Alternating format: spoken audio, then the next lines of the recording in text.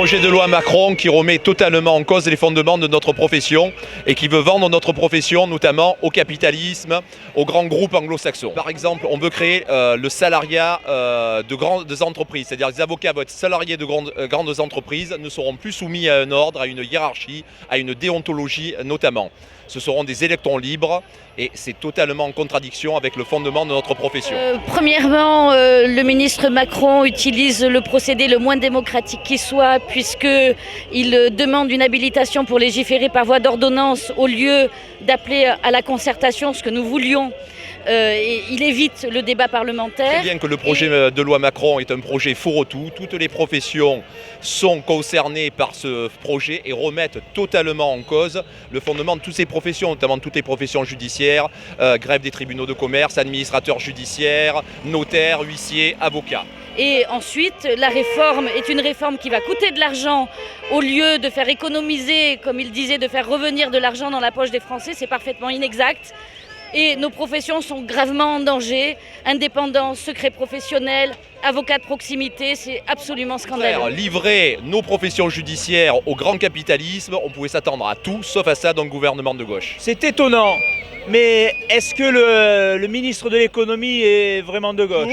Il aura fallu un pouvoir socialiste pour que ce soit les libéraux et les financiers qui prennent le pouvoir et qui conquièrent en permanence des parts de marché. C'est extrêmement cruel pour ceux qui ont voté pour M. Hollande.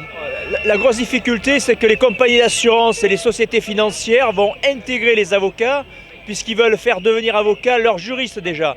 C'est-à-dire que demain, le citoyen qui veut choisir un avocat, si la compagnie d'assurance lui dit non, vous n'avez pas accès à l'avocat, eh ben, il ne pourra rien faire, parce qu'il n'y aura qu'une sorte d'avocat, avocat en compagnie d'assurance ou société financière. Des exemples concrets, il y a par exemple la possibilité pour les juristes d'entreprise de devenir avocats. Il est évident que les grandes entreprises ne vont pas embaucher des avocats, mais vont transformer leurs juristes d'entreprise en avocats. Donc, par exemple, ici à Paris, si vous prenez Nanterre et Bobigny, où il y a tous les sièges sociaux d'entreprises, avec des étages déjà de juristes qui vont devenir avocats, à mon avis, le barreau de Paris est complètement perdu. On veut ouvrir la justice aux marchands, oui, c'est exactement ça, et à la finance internationale. C'est une façon de privatiser, mais au détriment du citoyen, puisque ces juristes d'entreprise qui n'ont pas la culture de l'avocat, c'est-à-dire qui n'ont pas la culture de l'indépendance, qui n'ont pas la culture du secret professionnel, vont avoir comme priorité de satisfaire leur employeur, de satisfaire les actionnaires, puisqu'il y a l'ouverture des capitaux qui est prévue, et la satisfaction du droit de la défense et du citoyen sera le dernier des soucis. L'avantage de cette profession, qui est pour nous quelque part une faiblesse, c'est notre autonomie et notre indépendance.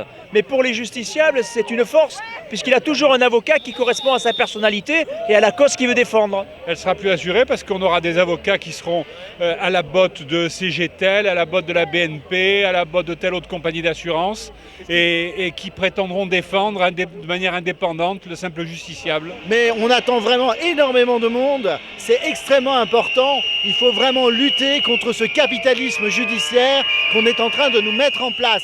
Il en va de la défense des citoyens. Un citoyen, un justiciable n'est pas un consommateur et ma robe n'est pas à vendre. Nous les avocats, nous sommes proches de nos clients, mais nous sommes surtout proches et viscéralement attachés à notre indépendance. Rassurez-vous et que les Français se rassurent, on sera toujours là pour se défendre et pour les défendre.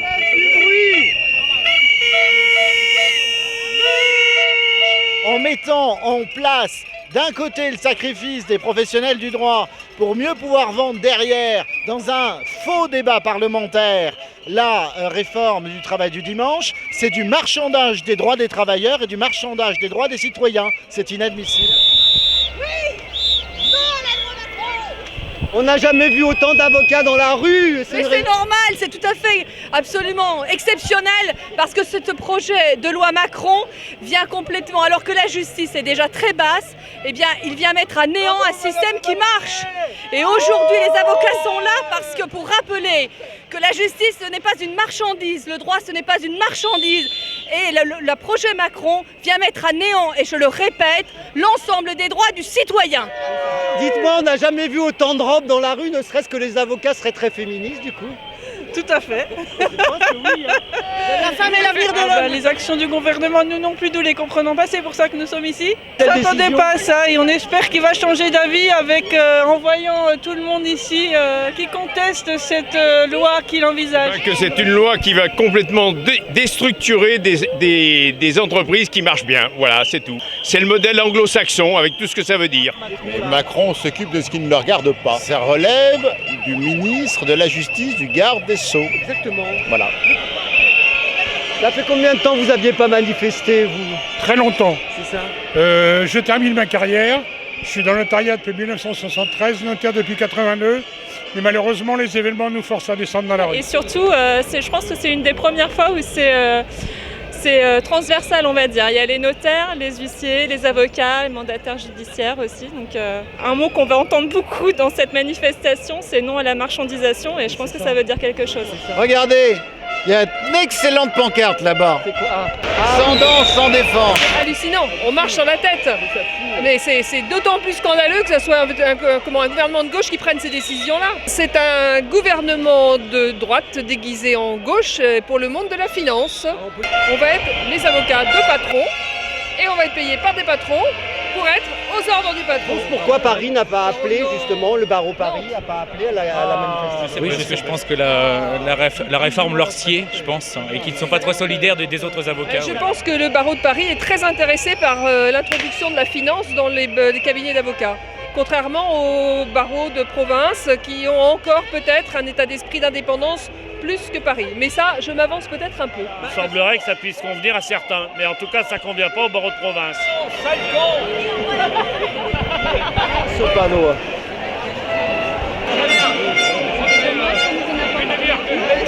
On est nombreux, je ne sais pas combien, parce que c'est noir de monde. On est à peu près 50 000.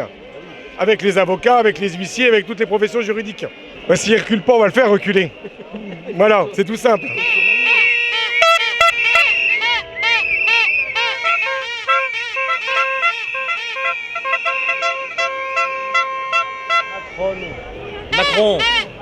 Macron, un certain monsieur qui fait des projets de loi dont personne ne veut. Il a dit qu'il était de gauche, je crois, mais je ne sais pas où on l'a recruté, peut-être dans les milieux, peut-être qu'ils ne sont pas de gauche. Enfin, c'est des questions qu'on se pose tous. Et aujourd'hui, on vient poser nos questions au gouvernement.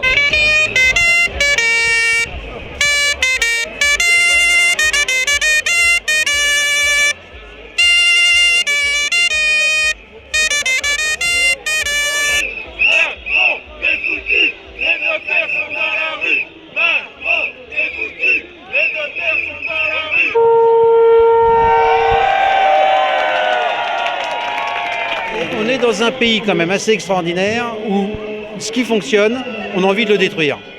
Alors que ça fonctionne, ça marche, ça rapporte 1,8 milliard par mois à l'État.